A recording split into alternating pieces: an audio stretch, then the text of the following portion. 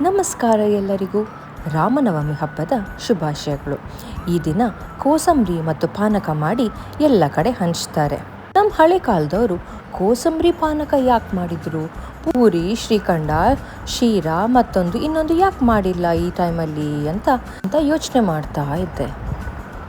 Nutritionist ಆಗಿ ನಾನು protein, fibre, vitamin C ಬಗ್ಗೆ ಎಲ್ಲ ಗೊತ್ತಿದೆ.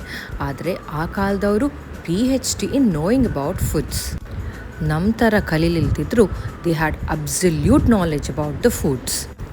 ರಾಮನವಮಿ ಬರೋದು ಸಮ್ಮರ್ಸಲ್ಲಿ. ಆದಷ್ಟು ನಾವು ಹೈಡ್ರೇಟಿಂಗ್ ಹಾಗೂ ಈಸಿಲಿ ಡೈಜೆಸ್ಟಬಲ್ ಫುಡ್ ತಿಂದರೆ ಒಳ್ಳೆಯದು. ಅದಕ್ಕೆ ಕೋಸಂಬರಿ ಮಾಡ್ತಿದ್ರು. ಯಾವುದೆಲ್ಲ ಕೋಸಂಬರಿ?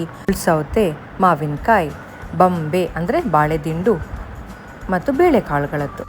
ಮುಳ್ಸೌತೆ ಬಗ್ಗೆ ಎಲ್ರಿಗೂ ಗೊತ್ತಿದೆ.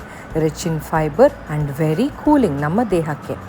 ಈ ಬಾಳೆದಿಂಡು ಏನು ಮಾಡುತ್ತೆ, ನಮ್ಮ ದೇಹದಲ್ಲಿರುವ ಕಿಡ್ನಿ ಸ್ಟೋನ್ಸ್ ಏನಾದ್ರು ಆಗಿದ್ದಿದ್ರೆ ಅದನ್ನು ಹೊರಗೆ ಹಾಕತ್ತೆ. ಅದರ ಜೊತೆಗೆ it's an absolute fibre rich food.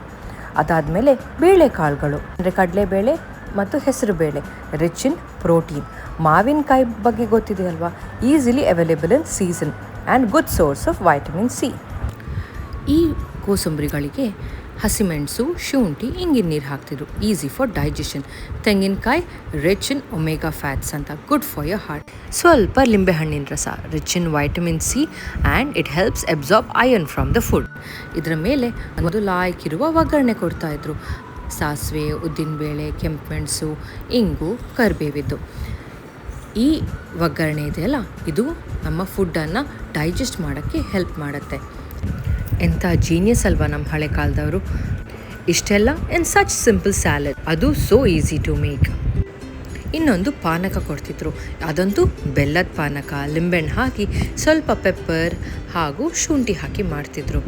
ನಿಮಗೆಲ್ಲ ನೆನಪಿದೆನಾ, ಹಳೆ ಕಾಲದಲ್ಲಿ ಮನೆಗೆ ಬಂದವರಿಗೆಲ್ಲ ನೀರು ಜೊತೆ ಒಂದು ಸ್ವಲ್ಪ ಬೆಲ್ಲ ತುಂಡು ಕೊಡ್ತಾಯಿದ್ರು. ಯಾಕಂದರೆ ಬೆಲ್ಲ ತಿಂದು ನೀರು ಕುಡಿದಾಗ ಇನ್ನಷ್ಟು ಜಾಸ್ತಿ ನೀರು ಹೋಗುತ್ತೆ. ಸೊ ಇದರಿಂದ ಹೈಡ್ರೇಷನ್ ಎಡಿಕ್ವೇಟ್ ಆಗಿರ್ತಿತ್ತು. ಸಮ್ಮರ್ಸಲ್ಲಿ ನಾವು ಸ್ವೆಟ್ ಆಗೋ ಕಾರಣ ಜಾಸ್ತಿ ನೀರು ಕೊಡಬೇಕಂದ್ರೆ this is a simple trick.